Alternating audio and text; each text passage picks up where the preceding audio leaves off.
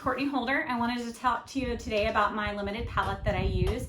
If you're going to be following along in some of my portrait videos, these are the colors that I specifically use. And in oil painting, there is a wide variety of color. So it's a great place to start with something that's limited because it gives you a lot of control and ability to learn colors. It's just a great place to start. And personally, I continue to use it because I love the colors that they produce. So let's talk about the colors that I use. It's a limited palette, which means that most days you're going to find these colors right here at the top of my palette. I would recommend getting a gray palette if you can, because you're going to be able to see when you mix colors on this palette, you're going to be able to see the colors better. My white that I use, there's lots of different kinds of white. I use a flake white, but you can also use a titanium white. If you look up a brand like Gamblin, you're going to see that they have 6 different kinds of white. So the kind of white that you buy is important. Again, try to get a titanium white or a flake white. And also the tube for your white, you're going to use white more than anything else. So be sure that you're getting a big tube. It will be running out to the store probably pretty quickly. The yellow that I use, it's a yellow ochre. It also goes by the name yellow brown, depending on what brand you're looking at. Yellow ochre is kind of more of a greeny yellow. It's great for mixing colors. This is my portrait palette, and I would just want to say it works for any skin tone. So you mix these colors and you can make any skin tone that you'd like. So yellow ochre. This is a more of my opaque, kind of like a poppy color red.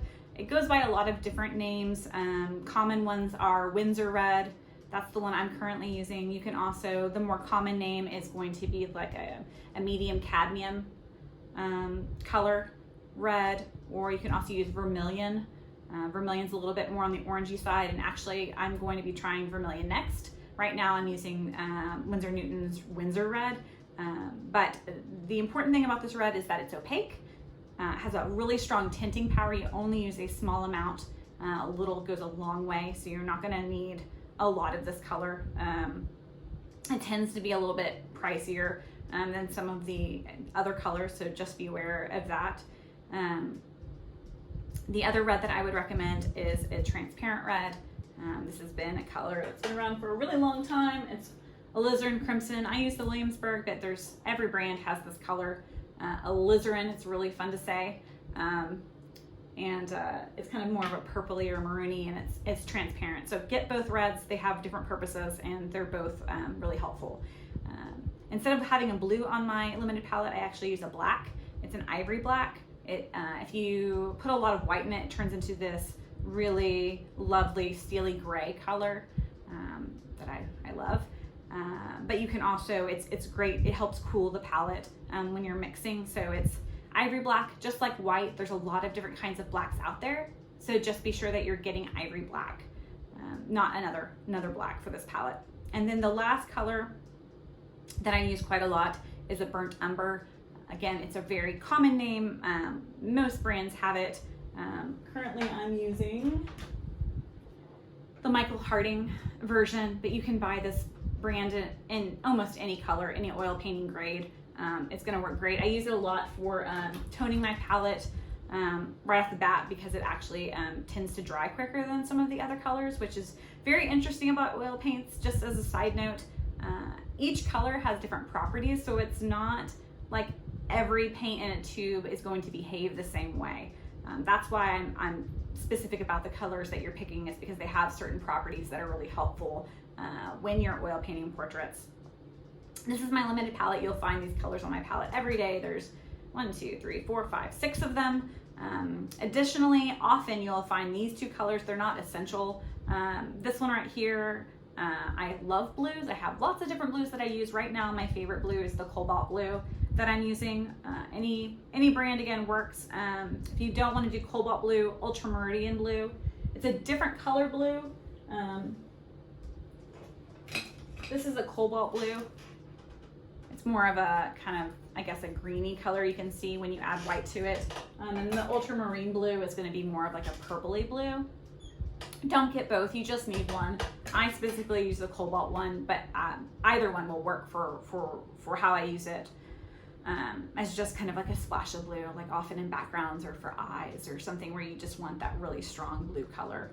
And then the other color I use maybe once, if I'm doing a portrait, I might work on a portrait 4 or 5 different sessions, and maybe I'll use this color at the very end for like the way that light might hit hair, just where it kind of is so loud and blaring, that color. You just can't get that same color with the yellow ochre. So I'll use that not every time. And again, you can get away with just the yellow ochre.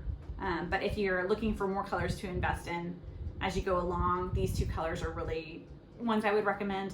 And then the other thing I would say is have fun. Pick a color that you just want to explore. I love, in the age that we live in, they're able to produce so many different colors. There's hundreds of different colors. As an example, I love opera pink. It's very loud, as you can see. I don't use it a lot, but every once in a while I'll want to do a painting with just a really loud color, and this is fun to have.